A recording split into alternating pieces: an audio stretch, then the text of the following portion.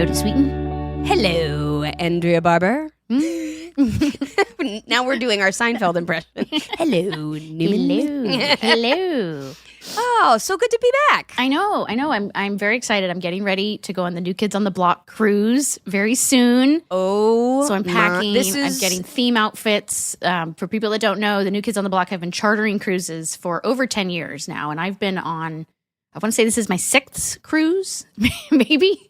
And It's just, we're stuck at sea for 4 days with the New Kids on the Block and like 2,000 fans. I bet and it's right up my alley. You have the best time. I love it though. So fun. You know what? So fun. Because you've probably met people that you're now like friends with year after year, and it's like any like fan con or Comic Con or whatever. Like you go to those things and you see the same people, and it becomes like this weird little reunion. Yes, that's exactly what it is. It's so fun. They do a concert. There's beach games.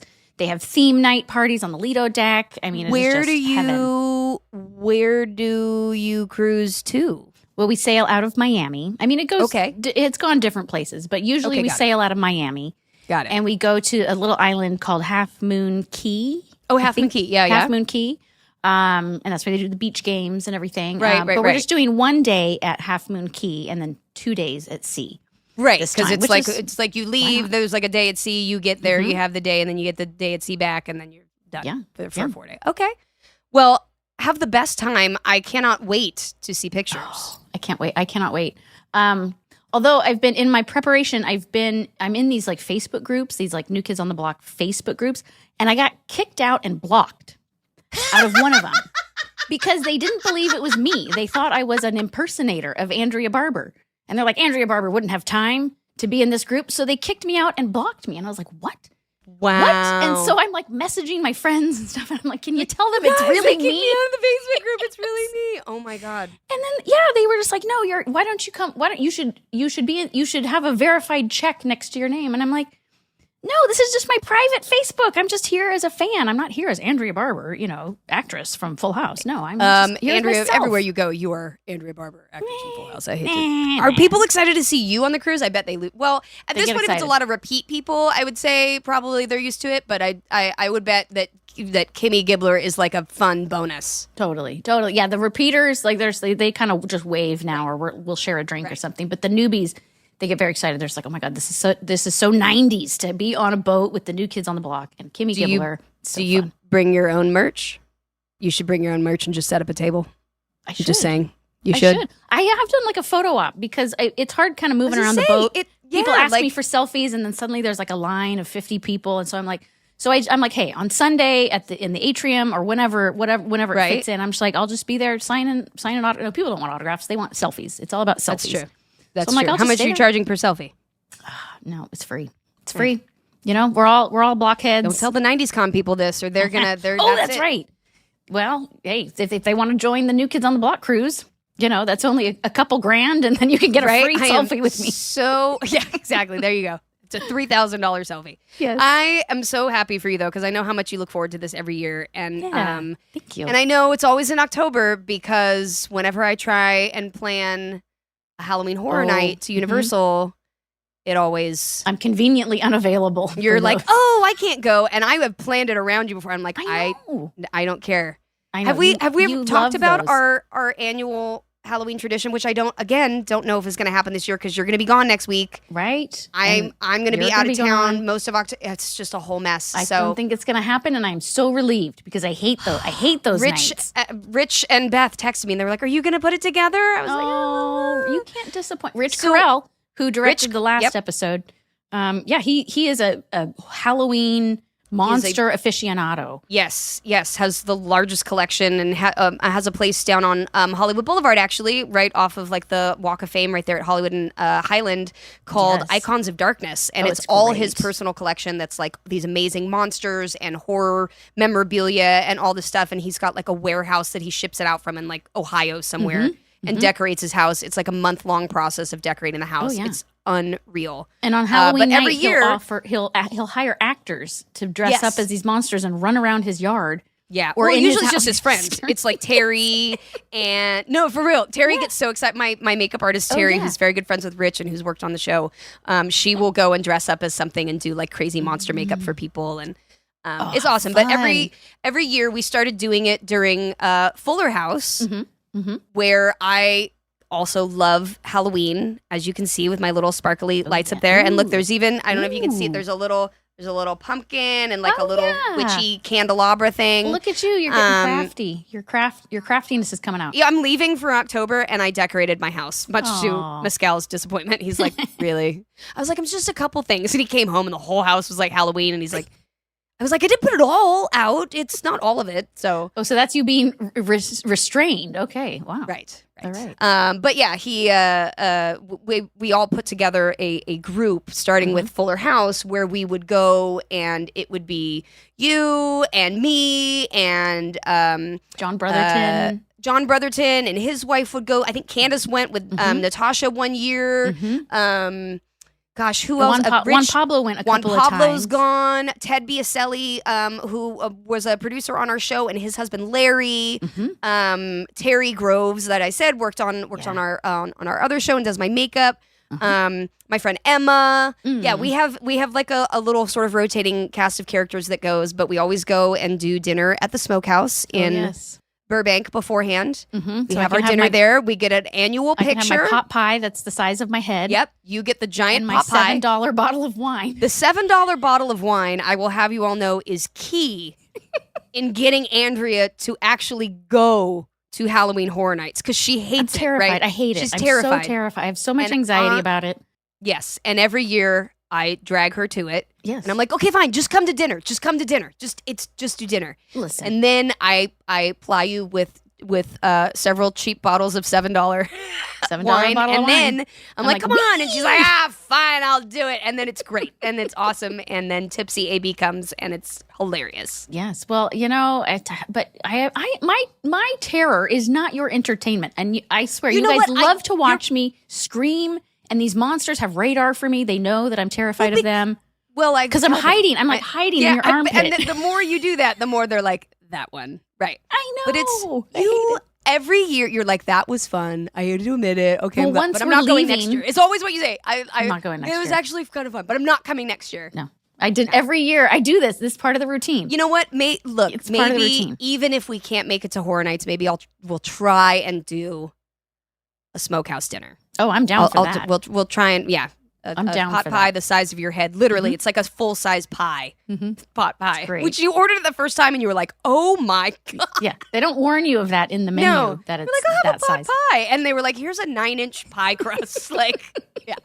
Yeah. But it's very fun and I love it. And I love that we do it with, it's become our little like fuller tradition with people. So I'll see what I can pull together, because I do love a good tradition, and I do love Halloween, and I do love you. So, but you're gonna be on your I'll be on the cruise. Yep.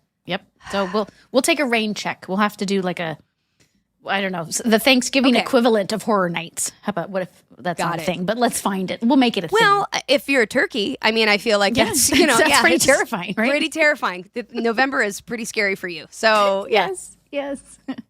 Well, we should probably talk about the episode. I mean, let's do that. I guess why we're here. Well, whatever. Partly.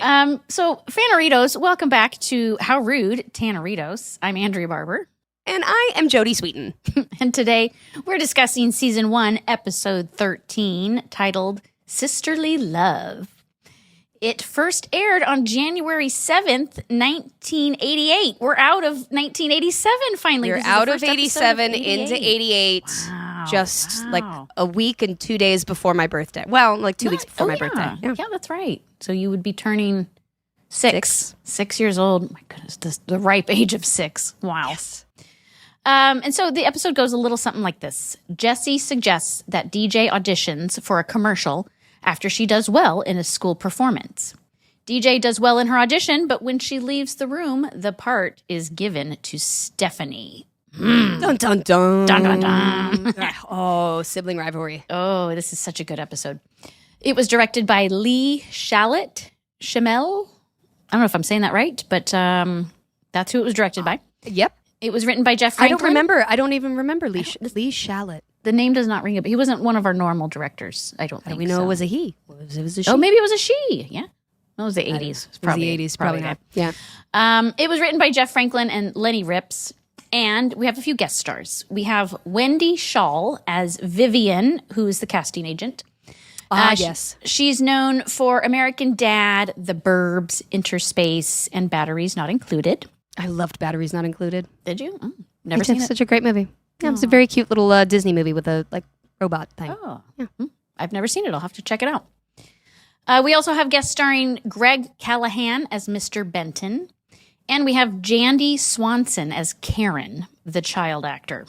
Appropriately named Karen. Yes. Yes. And we open in the living room where the entire family walks through the front door and Danny introduces America's newest superstar, our very own Meryl Streep, Miss Donna Jo Tanner. Everyone applauds, and DJ walks through the door wearing a beautiful off-the-shoulder red gown with a tiara on top of her head and carrying a bouquet of long-stem roses. I was so jealous of that dress. I bet. Wanted that dress. It's gorgeous. I was like, and if you so see me grown up. in the scene, I'm like constantly pulling the ribbons down and making sure, like I was like always futzing with it because I just was like, I love this dress. I love this dress. I love this dress. I want to wear the dress. I want to wear the dress. Right. Yeah, it's very fancy. It's very grown up. Like I can just imagine DJ is loving this moment. She looked gorgeous. Yeah. So gorgeous. I love this. So they have just returned home after watching DJ perform as the princess in the play, The Frog Princess. Joey says he misses... The Frog Prince? The Frog Princess. Oh, I wrote Prince. Darn it.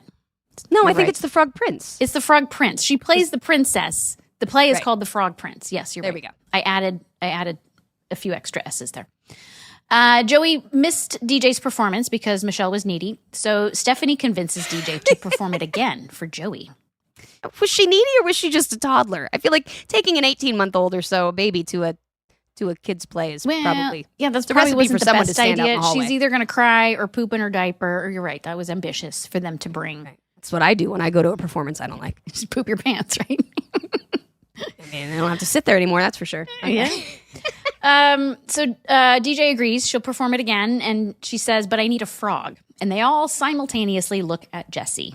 Jesse agrees and gets on the floor like a frog per He DJ's does love orders. that amphibian. I'm just saying. Oh, yes. Why didn't I think of that? He does love amphibians. He does. So. He is very attracted to amphibians or reptiles or whatever we're calling them. This is definitely an amphibian. It's a frog. This is definitely an amphibian. Yes, not a weasel, not a poodle. This is an amphibian. So DJ gives a stunning performance as the princess while Jesse ribbits. DJ kisses him on the forehead as he transforms into a prince. They hug and the family claps. Stephanie touches DJ and sizzles. Ooh, the girl is hot. It came back. It came back. Yes. We saw DJ say this previously in the Joey's Place episode. That's right. Where she was sizzling Joey and say, "Oh, the man is hot." So now it's becoming a thing. Well, is it almost like a little moment? This is how I took it because I was like, "Oh, DJ said that." I was like, "Oh, is this like Steph trying to be like DJ? Like, is this sort of in the, you know what I mean? Like copying her and like that's such a little sister thing to do." Right. So yeah, you just want to be like DJ. You want her dress, you want her catchphrase, like you want all of it. I don't blame you. Don't blame you. So DJ says this acting thing is so cool, and this prompts Jesse to ask Danny if he has any connections in show business to get DJ a commercial. DJ is elated. "Great idea, Uncle Jesse," she says. Danny is not as thrilled, and he tells DJ not to get her hopes up. DJ responds, "Whatever happens, happens, but I hope it happens this week." And the girls exit. In the next scene, we're in the kitchen where Jesse is making lunch and talking to Michelle, saying that she's probably tired of all that strained baby grub. Instead, he serves her a corned beef sandwich on rye with a big fat kosher pickle. Both Jesse and Michelle are wearing red baseball caps backwards. It is so cute. So adorable. Cute. I love it. Danny walks in and sees Michelle eating the pickle and adorably sharing it with Uncle Jesse. So cute. I don't think this was scripted either. I think that she was just trying to feed that's him. What, like babies start learning, like, okay, I feed you, you feed me. Like it's like a very cute little thing that they start doing with people. It was adorable. It's just it melts my heart. It's so sweet. Not a hint of sour face at the pickle. Nope. Love the pickle. No, she's just eating away. She loves it. It's good. Yeah. Joey enters carrying grocery bags, and Jesse tempts him with a corned beef sandwich. but Joey declines, stating that he would rather have his healthy options like tofu squares and rice crackers.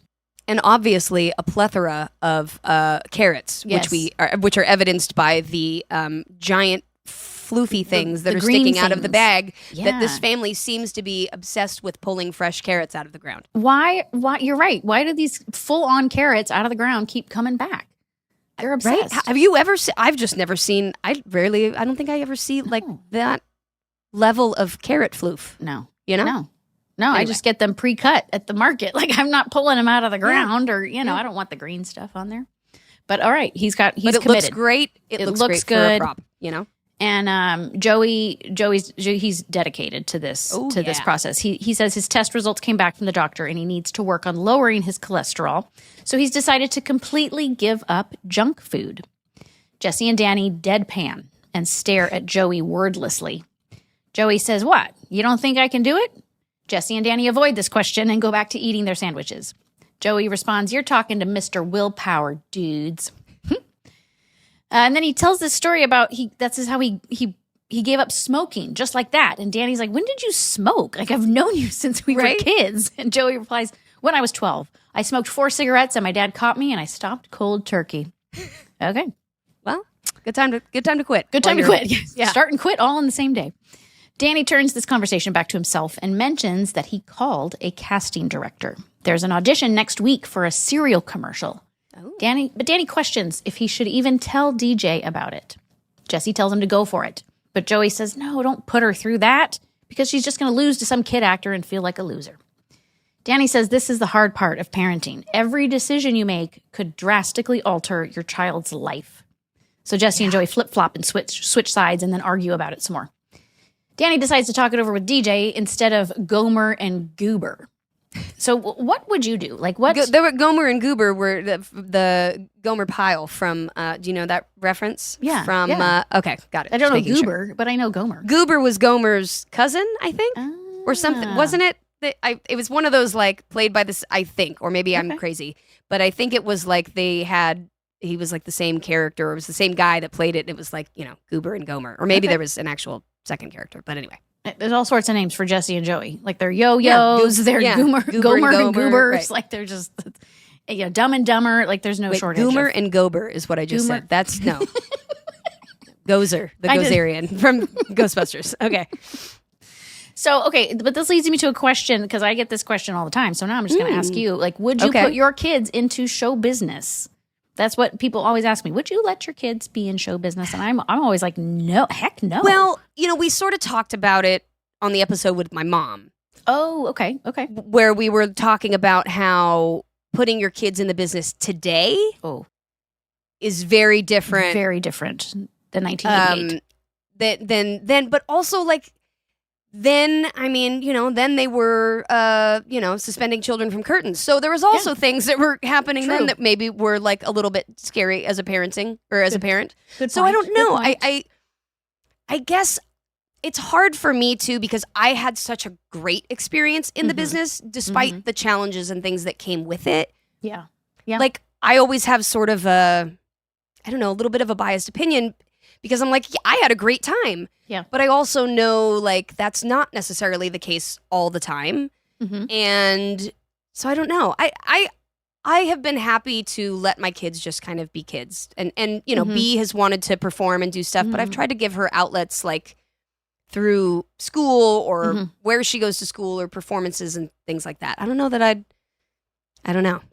I feel very similarly. And I think it's because we have experience that we're like, yeah, no, you don't want to do this because, we're not jaded. We're not like, we don't have rose-colored glasses like, oh, it's going to be all fame and fortune and glamour. It's like, no, it's a lot of hard work, especially as a kid. And it affects the whole family too. I'm trying to remember, like, because my mom had to drive me to work every day.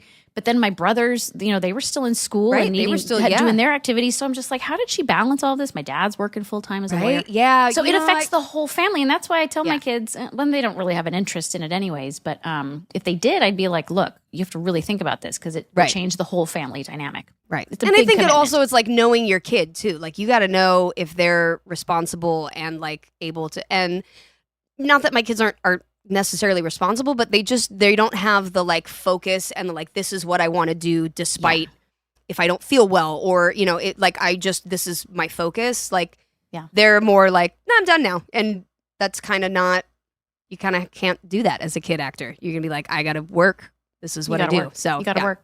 You know, it was so eye-opening for Felicity was when Felicity and Zoe were both background actors in an episode of Fuller House.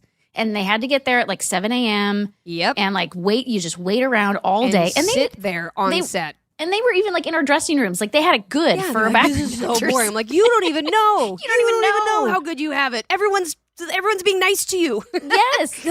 Our hair and makeup people were doing right, their yeah, they got hair and makeup fancy. They were totally treated like, yeah, exactly. And they were like, this is so boring. You're like, you have no idea, kid. They have no idea. But even at the end of the day, Felicity's like, yeah, that I'm done. Like that was too early. That was too many hours. I'm done. Too early, and you got to sit there and be quiet and do the same thing over and over again. And they were like, I don't want to make that face anymore. And I was like, it doesn't matter. We're getting the shot now. And they're like, what? Yeah. Right. And they had no awareness, or at least Felicity didn't. That it's like, no, you're on camera even when you don't think you're on camera. Like I wanted to be like, get your energy up, girl. Smile. Don't look like you're mad. You and I backstage being crazy stage moms. And it was, we were like, oh my God, how did our moms not lose their mind? Right. Because we were both, you and I think we were like in your room watching the monitors.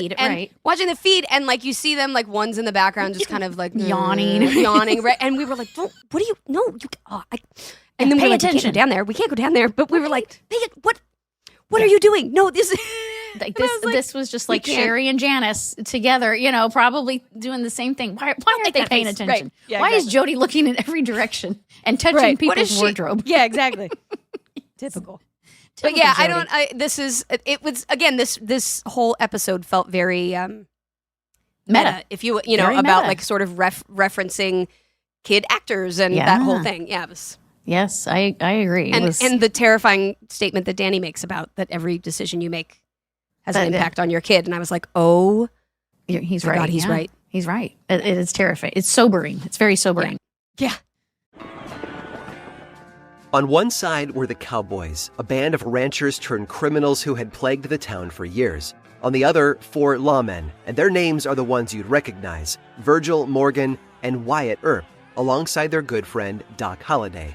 The resulting shootout, known today as the gunfight at the OK Corral, only lasted 30 seconds, but the mark it left on popular imagination has held on for nearly 150 years. Why? Because Americans have never stopped being fascinated with the Wild West. This July, Grim and Mild Presents turns its gaze westward. Join us for a trek into the unknown, the misunderstood, and the forgotten tales of America's westward expansion. So pack your assumptions and childhood love of the unexplored and get ready to make a journey. Grim and Mild Presents The Wild West is available now. Subscribe on the iHeartRadio app, Apple Podcasts, or wherever you listen to podcasts. Learn more at grimandmild.com/presents. What is this place? Wait, why am I handcuffed? What am I doing here? 13 Days of Halloween, Penance, Season 4 of the award-winning horror fiction podcast presented in immersive 3D audio. Where am I? Why, this is the Pendleton. All residents, please return to your habitations. Lights up! On your feet! You're new here, so I'll say it once. No talking. Starring Natalie Morales of Parks and Recreation and Dead to Me. Am I under arrest? We don't like to use that word. Can I leave of my own free will? Not at this time. So this is a prison then? No, it's a rehabilitation center. Premiering October 19th, ending Halloween. I'm gonna get out. And how, may I ask, are you going to do that? Escape. Listen to 13 Days of Halloween on the iHeartRadio app, Apple Podcasts, or wherever you get your podcasts.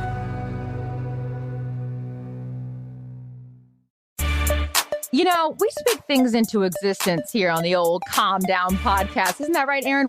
Taylor, I don't know what you are doing in your life right now besides rocking the United States, but I will say this. Please try our friend Travis. He is fantastic.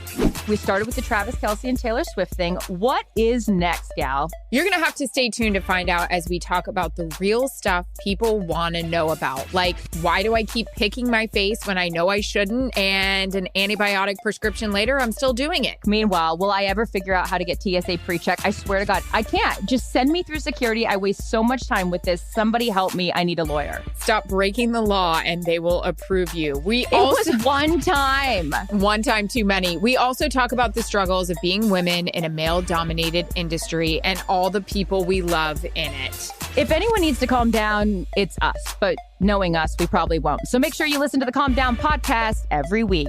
Visit the iHeartRadio app, Apple Podcasts, or wherever you get your podcasts.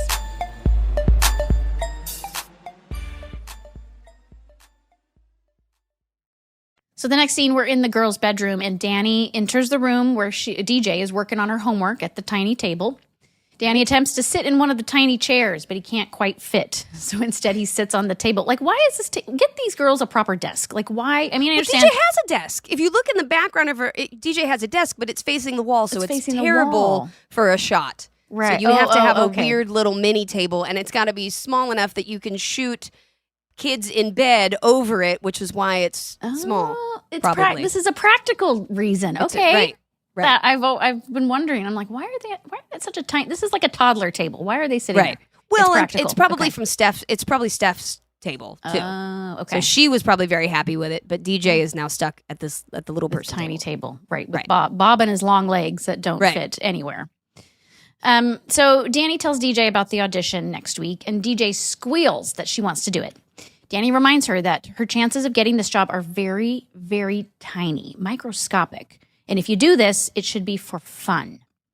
DJ grabs Danny by the cheeks and tells him, "Listen to me, Dad. I want to do it." Danny tells her to think about it before she makes her decision, and he walks out. He waits in the hallway for a half a beat when DJ comes running out, declaring, "I want to do it." So she's in. Yep. She is in. She's doing this. And, my parents had the exact same attitude. I know Janice did as well, about do it for fun. Like, as soon as it doesn't become fun anymore, we're stopping. Like, this is it's a job.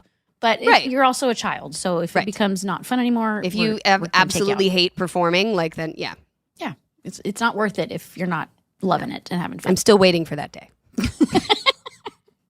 So next, we're in the casting office where plenty of child actors and their guardians are waiting. This brought back a lot of memories. I was going to say that I literally wrote down, I'm like, do you remember these rooms? They're terrifying. Do you remember? It's intimidating. You walk in. Yeah.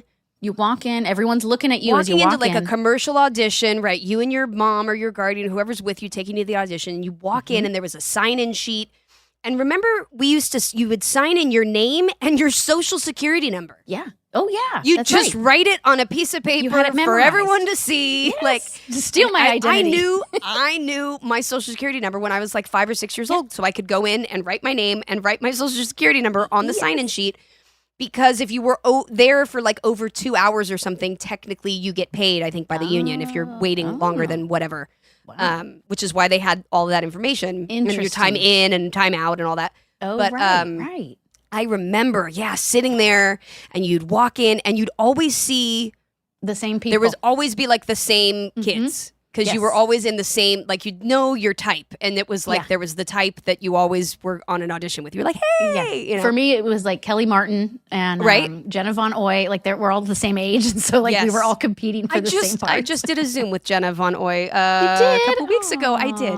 Oh, she's lovely. For those of you wondering why that name sounds familiar, Jenna Von Oy was on Blossom. She was 6. What was her? Six. That's right. 6 on with Blossom. the fast talking 6. I also auditioned for that role. Didn't get really? it. Yeah. I have failed at a lot of auditions in my life. Let me tell you. Well, when he says there's a line later that he says about that. I was like, that's a perfect description of entertainment. But, yes. But yeah, this was a really great moment, and especially when the other kid comes walking out and is like, oh, thanks so much. But I remember the feelings of like, oh no, they you really felt like so them. inadequate. I was like, Yeah. right, you'd be like, oh, I suck, or or you just want to go and play with your friends at the audition, and it was like, don't get sweaty. Right. Your mom wants to run lines with you. Don't go. No, you can't go outside. You need to go. Right, you need to run lines. And you're like, I just want to run outside. Sherry was like, let's go out and we're gonna go outside and practice lines. And I'm like, no, I'm not gonna. Right. I'm not gonna run my lines with you. No, I got it. Right, I know what I'm doing. Yeah. Yes, and unlike this episode, like they don't let parents in the audition room. Like that's not. I know Jesse was in there, but that's not a thing. They definitely don't. I wrote that down. I was like, never parents allowed. are never allowed in the room. That would be a nightmare. Can you imagine some of the like obnoxious stage parents that would go in there and be like behind the camera doing the whole? That would affect the child's performance. They would not get a good performance out of the kid. No. And I remember after every audition, we'd get in the car and my mom would be like, how was it? Tell me everything. And I'm like, fine. Like, as a teenager, I'm like, I don't want to talk about know. it. Like I did great. My mom would always ask me that. How'd it go? Fine. Fine. One word. That was it? Fine. Yep. It was fine. I mean, it's fine. And now, so when my kids do, when I ask that, and they, it's fine. Fine. Yep. Payback, man. Yep. Payback. Oh. So this is great. So DJ and Stephanie and Jesse, they all walk in. Everybody looks so cute. Oh, Jodie, you're wearing this dress that you've worn before. That was this what I was going to say. multicolored dress. This was a repeat wardrobe moment, which we don't see very often. That doesn't happen anymore. Doesn't happen anymore. But in the first 12 episodes, we probably had 3 outfits, and we were just mixing and matching. And I remember that little yellow. I think I wore it to like first day of school. Yeah, I think it was first day of school. Yeah. Yep. It's very cute, very colorful. Yes. But yeah, I can just see Jeff like telling the wardrobe department, "Look, you're on a budget, so like Right, stretch make it these, work. make Right, it right. work, just make it work." Yeah, the joke has to work. Yes. So DJ remarks that all of the kids look so professional. They witness a little girl who is very professional. Her name's Karen. She exits the audition room and says to the casting agent, "Thank you so much, Vivian. It felt good for me too." The girl hands over her picture and resume. Stephanie watches her walk away and says, "Was that a little kid or a tiny grown-up?" You know what though? I have to laugh because I'm like, I've never seen a child Karen. Oh, yeah. You know what I mean? I was trying to think. I was like, I know adult Karens. As a kid, I'm like, I've never met a kid Karen, but then I meet adult Karens, so there's got to be kid Karens out there. They were kids at one time. Apparently, they are like from the movie Big. They are adults in small bodies that eventually grow into the name Karen. And that's how it works. Yeah. Because this is Full House, where time doesn't matter, everything shape shifts. Yeah, it's but they eventually they turn into full grown Karens. But this is the rare spotting of a child Karen. Yeah, before Karens were like before Karens were Karens. Before Karens were Karens. This is Karen origin story. Ooh, right here. This is where it started. Yep, and you can see she's dismissive. She's like rude to her mom, whatever. She's like, "Can I speak with your manager?" Yeah, I'm just. This is where Karen's came from. This is the Karen origin story. It all started in 1988, right here. Yep. Everything basically has an origin story on Full House. That's what I'm going with. Everything can be explained by an episode of Full House. Yep. I'm here for that theory. So Jesse sends Steph away to color as he consoles an intimidated DJ. DJ claims that this was a mistake because she doesn't have a picture or a resume. Remember your picture? You would have a picture and it was like, it had a quadrant. So it was 4 different pictures. Yes. And it's like, that was your one of you commercial smiling, one of you like sad, one of you like doing a sport. Like I was hula and then hooping. one of you with glasses, because that was always the nerdy look, right? They're like, wait, do one with glasses. Be crazy. Yeah. Put glasses on them, and like, like doing some little pose with the glasses halfway off your nose or something lame. Yeah. But you do that, and then there'd be a serious. There's a serious pose, and then like the smile, and then look how multi-talented this child is. Something goofy, right. Look at me with a baseball bat. Do they do hedge? Like it's now all self-tapes. It's all easy. It's all self-tapes. Well, there's self-tapes, but everything is submitted and online. Everything's digital, right? Okay, so you don't have to print out those 500 headshots anymore. No printing out of headshots, no stapling of resumes to the back. Stapling the resume on the back, and your agent's name and phone number are right there. Wow. Yeah, wow. And under commercials, you'd always put ask for full list or whatever, right? Because we did a million commercials back in the day. Right, you did a ton of commercials back then. So. I'm going to go look. I know I have it somewhere. Some of these headshots with the glasses. Like I've got these headshots, so I'm going to dig some out for our Instagram because people have got to see how we looked. Oh, yes. Oh, God, I wish I could find some of my old headshots. I can like picture them in my head, the black and white sort of thing. And then when we moved into color, then it was just revolutionary. Yeah. Revolutionary, yes. And then everyone had color, Big and time. now it was like nobody has color. Nobody does color true. pictures. That's true. Yeah, color is now out. But anyway, yeah, so DJ is panicked. She's panicked that she doesn't have a picture or resume. Jesse says, let me take care of this. And he saunters over to the casting agent. He wants to introduce the casting agent to a very talented young actress, Miss Donna Jo Tanner. I'm surprised he didn't offer up like a free exterminator gig or something. You know what I mean? Is he going to hit on the casting agent? Like, come on. I'm just waiting for That's the angle I thought Jesse was going with for sure. I thought so too. Like he's trying to woo her or something. But the casting agent tells DJ to sign in, and DJ admits that she doesn't have a picture. Stephanie pipes up and says, yes, you do. And she brings over a picture that she drew of DJ. I didn't have time to make hair, she says, as she holds up this picture of a bald stick figure. It's just like two little dot eyes and a mouth. Yeah. Well, you didn't have a lot of time. You just had to make it quick. So it was, very avant-garde. It was great. Stephanie just loves DJ so much and wants to help out. Right. So we suddenly cut to the audition room where DJ is practicing reading the cue cards. She is poised next to a cereal bowl and a big box of Oat Boats. People, Yep. Oat Boats. Oat Boats. Long live the Oat Boats. Okay, rewind in the time vortex. That Oat is Full House. Boats. Oat Boats. which were what was it? Oatsies or Oaties or it something? It was Oatsies a few episodes ago.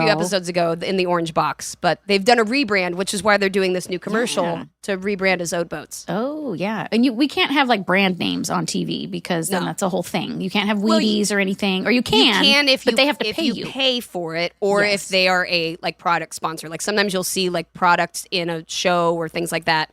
And you're like, oh, wow, that's actually, Coca-Cola or whatever. And it's usually because they've paid for product placement in it. Exactly. So this is just, nope, let's just call it Oat Boats. No, this was Oat Boats. There will be no money exchange. It's just Oat Boats. Nope. Cheerios got nothing. They got nothing. So DJ is totally selling this product. And Jesse is even mouthing the words along with DJ. Which is why they don't let parents in the room. Exactly. DJ finishes her practice round and Jesse pops up clapping enthusiastically. The casting agent agrees that DJ was fantastic. She wants DJ to stay and do it one more time for Mr. Benton because he makes the final decision. I'm assuming Mr. Benton's like the director. DJ squeals with excitement. DJ says, can I go and fix my hair? And the casting agent says, sure. So DJ leaves to go fix her hair and Jesse says he has to go put money in the parking meter. So they both walk out, leaving Stephanie alone in the audition room. Stephanie asks the casting agent if she can have a little bit of cereal because DJ was so good she made me want to eat some. Yeah. Oh, Steph, you're just the biggest cheerleader for DJ. I was just hungry. I wanted a snack. You wanted a snack. You needed a snack. No, yeah, DJ was so great. That was she really sold it. She really sold that the low cholesterol oat cereal. Just plain Oat Boats. Yep. Just plain. Yep.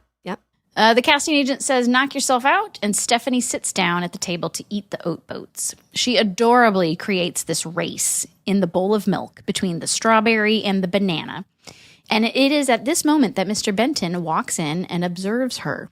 He is thrilled with Stephanie's adorableness and mistakenly thinks that she is the one auditioning. He walks over to Stephanie and announces, congratulations, young lady. You are the new Oat Boat girl. And of course, it's at this moment that DJ and Jesse walk in and hear this announcement. All three of them say, what? In succession.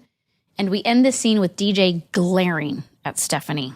Yeah. Boy, did you mess up. Or did Mr. Benton mess up? Wow. Mr. Oat Boat. Yeah, Mr. Benton really... Yeah, I don't blame him. You're so cute. You were selling the product. It was adorable. Look, I was selling the banana race. I was doing my best, but I do feel like going up to a child and saying you've got the part. That doesn't happen. That doesn't happen. That doesn't happen. Go home for this very exact reason. Yes. Because Stephanie doesn't have an agent. She's not. How do we even know? I don't know. What if that's not even their kid? Who is this child? Right. No. Normally you go home as the actor. You go home, you wait, but you wait for the phone call, which never comes or rarely comes. Right. Or they don't call you unless you get it. Like if you don't get it, they don't call. They don't care. There's no time. Time. So yes, not very believable, but it works. It works for the scene. It works for the scene. It works to set up the absolute rage that DJ is in. I love this. This is such satisfying rage to watch. It was, yeah. Well, yeah, it was I feel like too, I think Candace and I were like arguing that week as kids. Oh, really? Oh, gosh. I think, yeah. Oh, yeah, because we were actually like sisters. You know what I mean? This was for sure. Like, I would laugh because I know the lines that we were saying about like just being, whatever. I was like, we were really 10 and 5. And, and I'm sure I was annoying. I know I was annoying the hell out of her. And she was like, go away, little kid. Aww. And then we got to do an entire episode about it. So it was like this amazing catharsis of... Like if you see us like really yelling stuff and you're just jealous and you're like we were so just believable. Like, it's so believable because I think we were like, real. I'm just gonna actually say this. Yeah. Yeah. Wow. It's great. It was fun real to watch. Real sibling rivalry and it was fun. I mean, I laugh about it now, but like at the time I'm pretty sure it was just art imitates life. Just a little too close to actually being real. It's awesome. On one side were the cowboys, a band of ranchers turned criminals who had plagued the town for years. On the other, 4 lawmen, and their names are the ones you'd recognize, Virgil, Morgan, and Wyatt Earp, alongside their good friend Doc Holliday. The resulting shootout, known today as the gunfight at the OK Corral, only lasted 30 seconds, but the mark it left on popular imagination has held on for nearly 150 years. Why? Because Americans have never stopped being fascinated with the Wild West. This July, Grim and Mild Presents turns its gaze westward. Join us for a trek into the unknown, the misunderstood, and the forgotten tales of America's westward expansion. So pack your assumptions and childhood love of the unexplored and get ready to make a journey. Grim and Mild Presents The Wild West is available now. Subscribe on the iHeartRadio app, Apple Podcasts, or wherever you listen to podcasts. Learn more at grimandmild.com/presents. What is this place? Wait, why am I handcuffed? What am I doing here? 13 Days of Halloween, Penance, Season 4 of the award-winning horror fiction podcast presented in immersive 3D audio. Where am I? Why, this is the Pendleton. All residents, please return to your habitations. Lights up! On your feet! You're new here, so I'll say it once. No talking. Starring Natalie Morales of Parks and Recreation and Dead to Me. Am I under arrest? We don't like to use that word. Can I leave of my own free will? Not at this time. So this is a prison then? No, it's a rehabilitation center. Premiering October 19th, ending Halloween. I'm gonna get out. And how, may I ask, are you going to do that? Escape. Listen to 13 Days of Halloween on the iHeartRadio app, Apple Podcasts, or wherever you get your podcasts.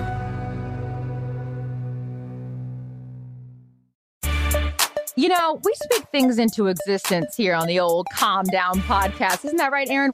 Taylor, I don't know what you are doing in your life right now besides rocking the United States, but I will say this. Please try our friend Travis. He is fantastic. We started with the Travis Kelce and Taylor Swift thing. What is next, gal? You're going to have to stay tuned to find out as we talk about the real stuff people want to know about. Like, why do I keep picking my face when I know I shouldn't? And an antibiotic prescription later, I'm still doing it. Meanwhile, will I ever figure out how to get TSA pre-check? I swear to God, I can't. Just send me through security. I waste so much time with this. Somebody help me. I need a lawyer. Stop breaking the law and they will approve you. It was one time. One time too many. We also talk about the struggles of being women in a male-dominated industry and all the people we love in it. If anyone needs to calm down, it's us. But knowing us, we probably won't. So make sure you listen to the Calm Down podcast every week. Visit the iHeartRadio app, Apple Podcasts, or wherever you get your podcasts.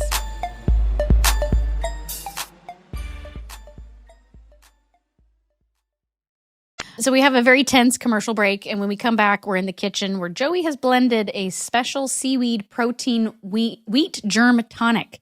And he's getting ready to chug it in front of Danny, and he forces it down while also forcing a fake smile. Nobody wants that. Nobody wants seaweed protein. No.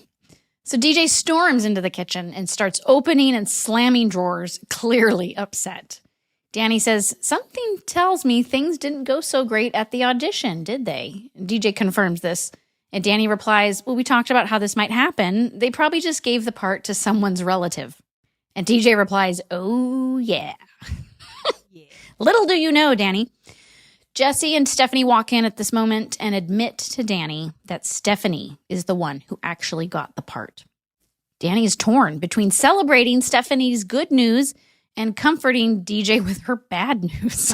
Have you ever been in that position as a parent where you're like, something really great happened for you and something really awful happened for you? And it's a terrible feeling. Yeah. It is, because you're like, I want to be really happy for you, but I know if I'm happy for you, you're going to be pissed and think that I'm intentionally doing it to make you more miserable. And if I don't act happy for you, you're going to be like, oh, you care more about her being unhappy than me being happy. And there's no winning. There's no winning. No winning. Someone is always upset. That's what I say. Like someone in the house is always upset. Yep. But I love watching this episode now because I relate to Danny. I relate to the parent in it and being like, oh, yeah, you can't win this. This is just, you can't win. No, DJ and Stafford, this is just what's going to happen. He's in a tough spot. That's for sure. So Stephanie asks DJ if she's mad at her. And DJ replies super sarcastically, I'm not mad. I'm happy for you. And pinches her cheek and stomps upstairs.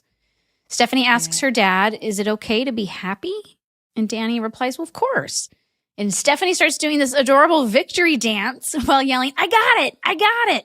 It's so cute. It was, Oh, I can feel your joy in this moment. Yeah. It's so cute.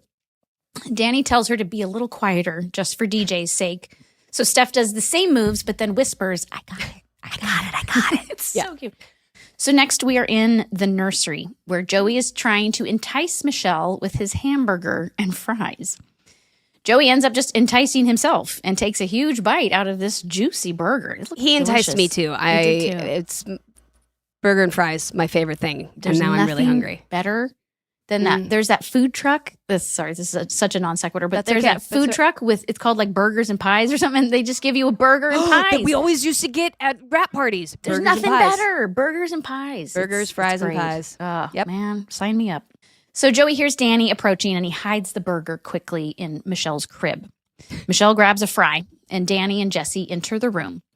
Jesse questions, why is Michelle holding a French fry?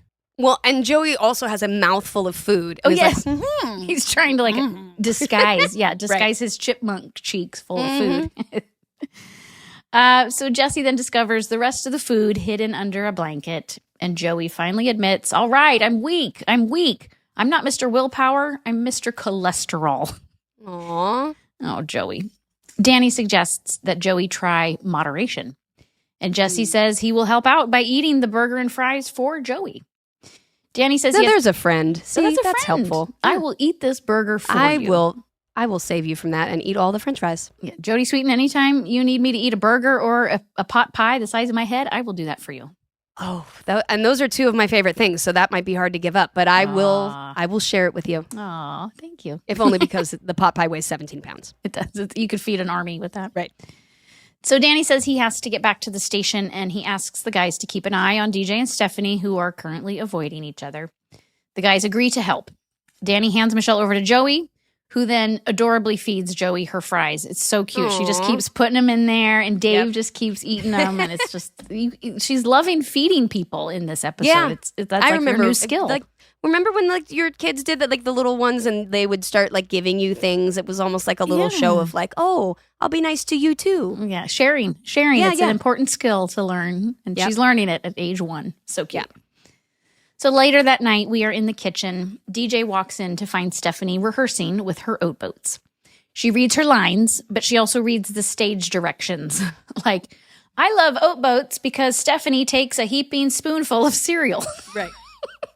DJ laughs at this. And Stephanie asks again, are you sure you're not mad at me? DJ again denies being mad at her. And Stephanie accuses her of being jealous. Ooh, the girls, this is it. The sparks fly. Oh, they are flying. Yep. The girls fight over the box of Oat Boats as DJ chases Stephanie around the kitchen.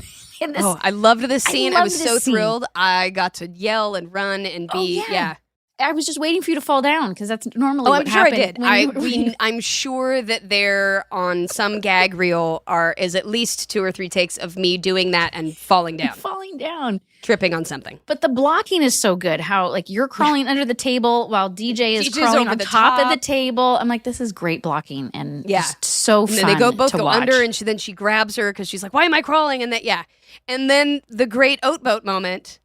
Oh, where the box. Yes, they're playing tug of war with the box of Oat Boats, and they rip it in half, and all of these little pieces of Oat Boats spill all over the kitchen floor. And you see my face trying desperately not to laugh. Oh, really? I'm like, it was so funny to me. Like, it was, when did I get to do that? You know what I mean? Like, just rip open a box of cereal and have it fly everywhere and pretend fight. Oh, it's great. And so, like, I realized as a kid, it. it was so hard. I was loving it so much, and I was like, you've got to keep it together. Yeah. But you can't laugh. You're supposed to be mad. Supposed to be mad. Yeah, you can't laugh. And I actually wound up recently recreating the Oat Boat box moment. Wait, I did a react video thing with this on YouTube. It's very funny, but we did a whole thing, and I stupidly was like, oh my God, the Oat Boat, and I ripped it open and just sent, like, unexpected. I was like, what have I just done?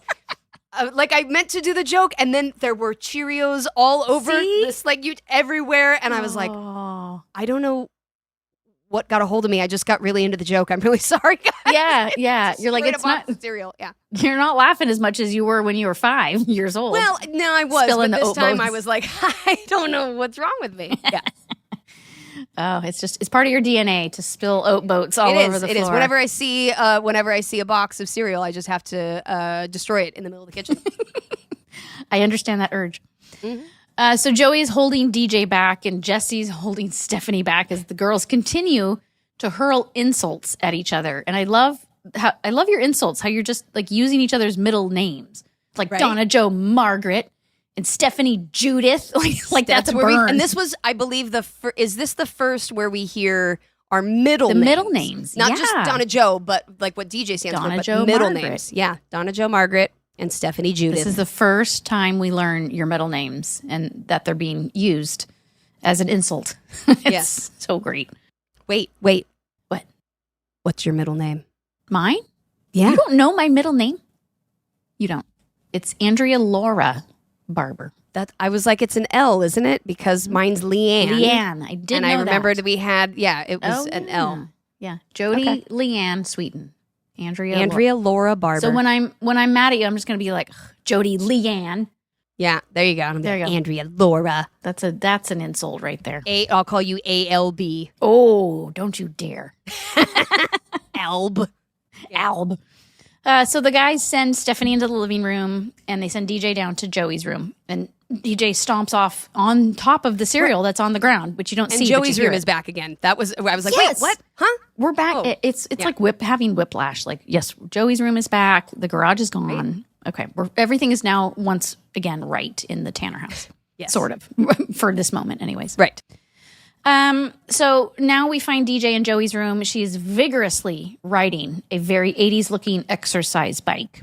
Yeah. And it's giving shades of that episode where she passed out from exercising because she was trying to fit into a big, She's a baby just suit. like, yeah.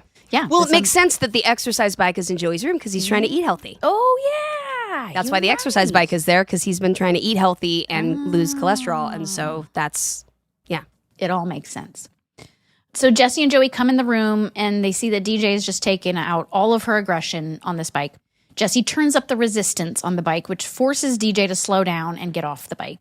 She sits on the bed and pouts. No Peloton, I'll tell you that. It's not as fancy as the Peloton. How far we've come. Joey attempts to console her by telling her that he and Jesse strike out on auditions all the time. He says, being a performer is basically a series of rejections, occasionally interrupted by work.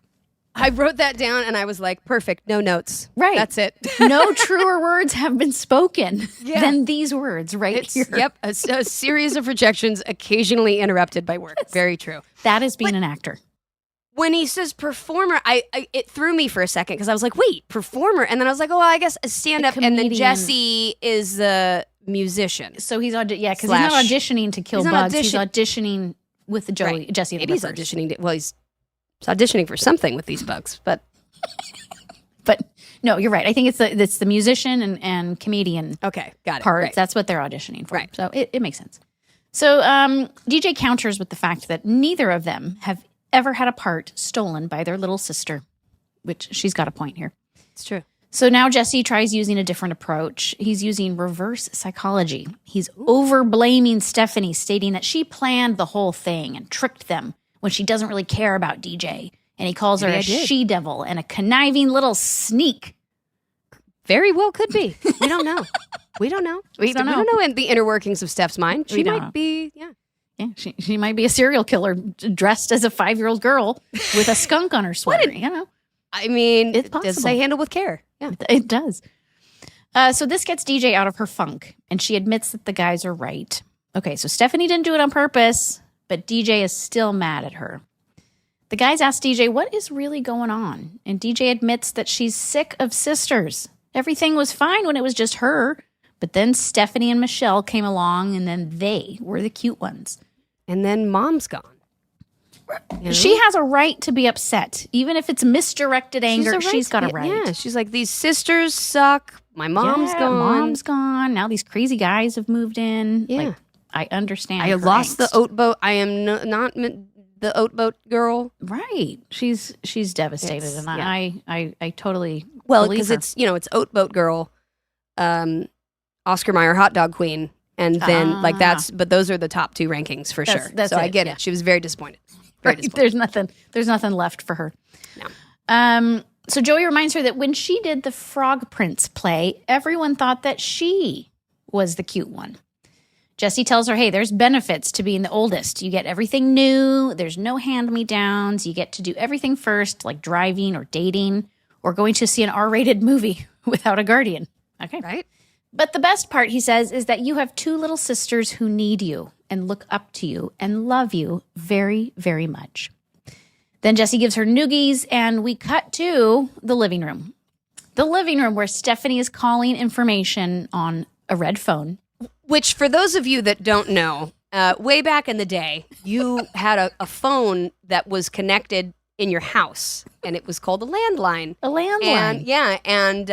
And you would call it, and there were things like information on there, and you would call it because there was no Google, and you would be like, hey, I need the name of this flower shop on whatever street, or what. You give an operator, an actual human, on the other end, some random information, and they would figure it out for you and give you the phone number or the address or the name or whatever it was you were looking for, or the time of day or all that stuff. But yeah, that's why Stephanie is asking for Mr. Boat, Mr. Oat Boat. I'm a little sad that we had to explain this. Like, is that like? Are you kidding? Yes, because there's a whole generation that doesn't know that landlines. Well, that's what I'm saying. There's no sadness in this. This is the world we live in. Is that it's like it would be like someone mentioning a roller skating key when we were kids, and we're like, "What is that?" And our moms were like, "Well, when I was a kid, you had to lock your thing with a roller skate key and carry it with That's basically You had to call a number to find out another number.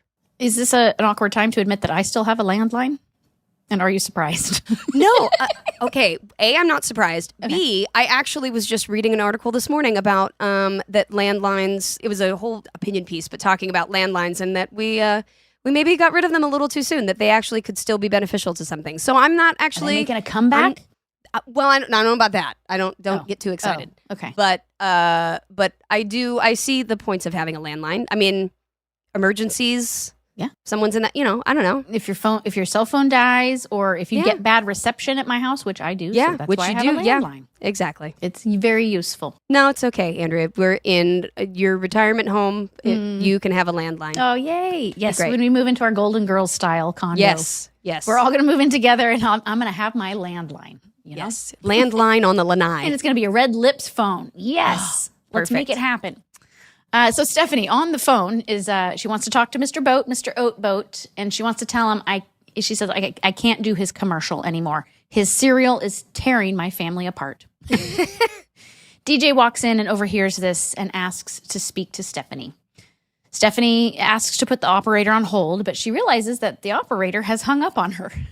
And we get, ladies and gentlemen, drumroll, we get our very first How Rude from Stephanie. Was that the first? Yes, this is the first. I saw it in the How trivia, rude. and I was like, I feel like I've said it before this. I don't think so. But I guess not. I think, well, you didn't deliver it like your normal catchphrase delivery. It was very subtle. True. It was just it was a subtle how rude. Yeah. It was before the creation intonation. of yeah. Yeah. But this was the beginning of how rude. This is The the origin of beginning. how rude is Mr. Oat Boat. Well, technically it's the operator, but whatever. Yes, it's the operator. But did you know this was going to become a catchphrase, or did it just evolve into a catchphrase? It sort of evolved. It was kind of like the what was the other one that I kept trying to? Just hanging around. Oh, just hanging around. Yeah, that was one we tried out a few times. And the sizzle, the and the sizzle. We were looking for the one to fit, and apparently, how rude was it? It all started with a phone call. All started with Mr. Oat Boat and the operator. Yeah, but I don't think it was like a thing that we were going for. And then I don't remember if it appeared in the next script. I guess we'll find out next week. But okay. I'm not sure when the next How Rude was and when it became like a thing that Steph said all the time. But I'm eager to watch this How evolution of How Rude and wait for you to get to that delivery that I love so much. How Rude was the first one, and then it was How Rude became You got to get that right, like that falsetto. Right, which has become harder and harder over the years to get my voice up that high. But yeah. People will never stop asking you to say that line, unfortunately. No. Well, like I said, it's going to be on my urn at this point. Yes. So Stephanie apologizes for stealing DJ's part. DJ tells her that she knows that Stephanie didn't do it on purpose and that she was right. DJ was jealous. Stephanie replies, "That's okay. I'm always jealous of you." And DJ seems flattered by this. Stephanie says, "I think you're the smartest, prettiest, funnest girl I know, except when you hate me." And DJ says, "Well, I don't hate you. I was just mad at you." So then DJ sits down for the rest of this wonderfully sweet sister talk and says, "I know the rule is that you're supposed to love your little sister. But even if you were some strange little kid who lived in my room, I'd love you anyways. You're my best friend." Aww. And Jodie, you're like rubbing her arms, her sleeves here, and then you hold her hands, and it's you can see I'm like trying to hold her hand. It was very cute. It was. I'm telling you, like this was like a kind of a real moment. Like we had been probably arguing and bickering, and this was like us getting to say something to each other in the form of lines that we actually could really like feel and kind of relate to. It was like we were, we were like siblings, and it was such a real sweet moment. I always loved this episode. It was funny and whatever, but I forgot this moment at the end. Yeah. And I remember being a little kid, and it was it definitely was like a real moment that I knew, I was like, look, I know sometimes I'm annoying, but like it's because I think you're cool, and it was, and she was like, yeah, you can be annoying, but it was just, it had such real feeling to it, and you're not just reading lines, you're actually feeling that emotion. I think the moment, even when I like went to like touch her arms and grab her hand, I don't know if that was necessarily like scripted or planned, but I think it was just, it felt genuine. It felt organic, and I loved it. I melted. I was just like, this is the sweetest moment. I could just tell that like you loved her and looked up to her, and I could see that in all of your body language. It was definitely I think a very true to life episode. So it was funny to watch. Well, Stephanie is so honored by this, and she tells DJ that DJ is her best friend too. They hug, the audience awes, and DJ offers to help Stephanie learn her script while Jesse and Joey look on quietly from the back of the room. DJ puts her arm around Stephanie, and that is our show, ladies and gentlemen. Oh, what a great... And she finally tells Steph not to read the stage directions. Oh, yes, that's right. An important thing. It's very funny, but she's finally like, Steph's like, and then Steph takes a big bite, and she's like, no. Yeah, but I think it's cute because she's finally like, okay, I'm not going to let you, like, do a terrible job. Yes, DJ is very supportive considering what's happened this episode. Right? That's what I mean. Like, if these were my kids, I don't know that it definitely would have taken way more than that. Yes. Yeah, for sure. We would have gone through at least 10 boxes of cereal being ripped apart in the kitchen. What a mess. Danny must have gone crazy with that little dustbuster of his. Oh, yeah. This is where the dustbuster comes to life. Yeah. We just don't see it. It's off camera, but it's coming. He's dustbusting in between scenes. Oh, sisterly love. Well, I know we already kind of talked about our everywhere you. We sort of talked about our everywhere. Well, we sort of did, but maybe the wonders of editing took it out so that we can have our special little moment now. Okay. So let's. I know we have the same. We have the same one, which makes sense when you hear what it is. But on the Oat Boat box, in the upper left-hand corner, it says Olsen's. Yep, as in Olsen's Oat Boats. Like, as in that has to be intentional, Ashley right? and Mary Kate. Oh, I'm sure. Yeah, Olsen's Oat Boats. Because the prop department usually like designs they paste and cut, and so it doesn't look like a Wheaties box or a Cheerios box. It looks like Oat Boats. Looks like so. Oat Yeah, Boats. they're probably just cutting out something that says Olsen's. Olsen's Oat Boats. That was. It's so subtle. It's so subtle, and you'd miss it if you're not paying attention. So I was very excited to see that. Speaking of another everywhere you look moment. Oh, you have another one. Okay, great. Steph's ears. If you look at Steph's ears, she's wearing pierced earrings. Oh, you got your ears pierced? Is this new? My ears were always pierced. Oh. And then in a later season, we do the episode where you pierce my ears. And I remember we were like, but we've already seen Steph with earrings in. Like there's a couple scenes where my hair's pulled back and I have little like studs in, and you can totally see Steph already has pierced earrings. But maybe they were the stick-on ones or something. Continuity. Well, continuity isn't our strong point, but we did our best. Yeah. I've told you I want to pierce your ears live at a live show sometime. That's another on my bucket list. I've already told you this. Do you not remember? You've already blocked it out of your mind. I said, Jodie Sweet. No, I remember this. Pierce your ears live I remember on this stage. Now.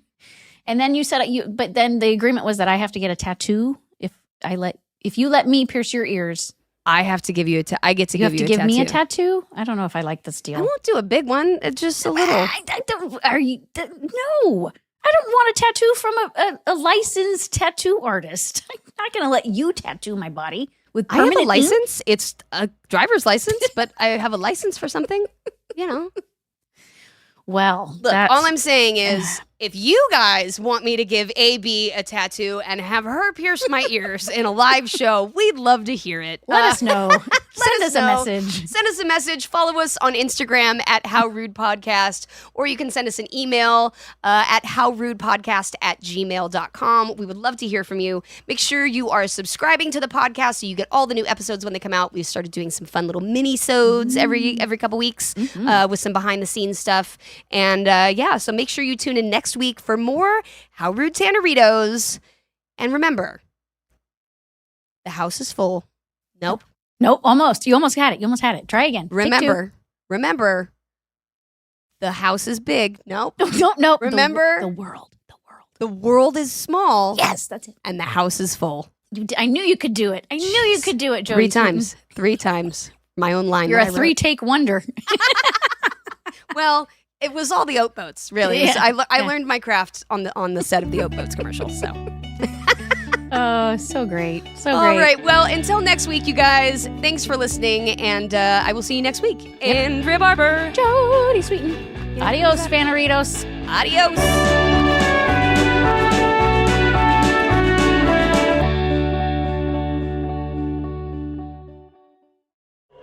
13 Days of Halloween Penance, Season 4 of the award-winning horror fiction podcast presented in immersive 3D audio. If I am under arrest, you have to tell me what I'm charged with. Starring Natalie Morales of Parks and Recreation and Dead to Me. Please, there's been some kind of mistake. I'm not supposed to be here. How do you know? I'm innocent. Are any of us truly innocent? Premiering October 19th, ending Halloween. Listen to 13 Days of Halloween on the iHeartRadio app, Apple Podcasts, or wherever you get your podcasts. The 1881 shootout in Tombstone, Arizona, known as the gunfight at the OK Corral, only lasted 30 seconds, but the mark it left on popular imagination has held on for nearly 150 years. Why? Because Americans have never stopped being fascinated with the Wild West. Grim and Mal Presents will travel into the unknown, the misunderstood, and the forgotten tales of America's westward expansion. Grim and Mal Presents The Wild West is available now. Subscribe on the iHeartRadio app, Apple Podcasts, or wherever you listen to podcasts. Learn more over at grimandmild.com/presents. The Street Stoic podcast is back. We are combining hip-hop lyrics and quotes from some of the greatest to ever grace a microphone. It's a line from Lauryn Hill, and she says, "Don't be a hard rock when you really are a gem." Along with ancient wisdom from some of the greatest philosophers of all time. Seneca, right? And he says, "Your mind will take shape of what you frequently hold in thought, for the human spirit is colored by such impression." Listen to season 2 of the Street Stoic podcast on the iHeartRadio app, Apple Podcasts, or wherever you get your podcasts.